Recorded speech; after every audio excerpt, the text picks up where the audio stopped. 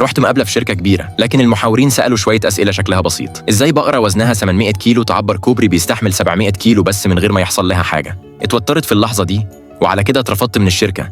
بس تاني يوم عرفت الإجابة على السؤال ده، وما كنتش قادر أقبل الهزيمة دي.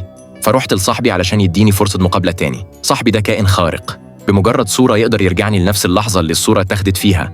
وبالفعل محاورين الشركة سألوا نفس السؤال تاني. المرة دي ما قلقتش، بالعكس رديت وقلت نخلي البقرة اللي وزنها 800 كيلو تشتغل وقت إضافي كل يوم لحد ما تخس وتبقى 600 كيلو، وساعتها تعدي على الكوبري كده، كمان نوفر تكلفة على الشركة. كل المحاورين كانوا مبسوطين جدا من الإجابة دي.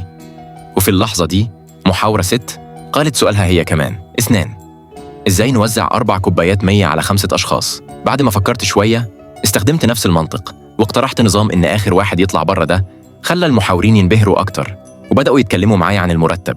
قلت لهم إني مش فارق معايا قوي. شكل المحاورين كان متحمس جدا، بس بعدها قلت لهم إني مش هاخد الشغل في شركتهم ده، بوظ لهم دماغهم تماما.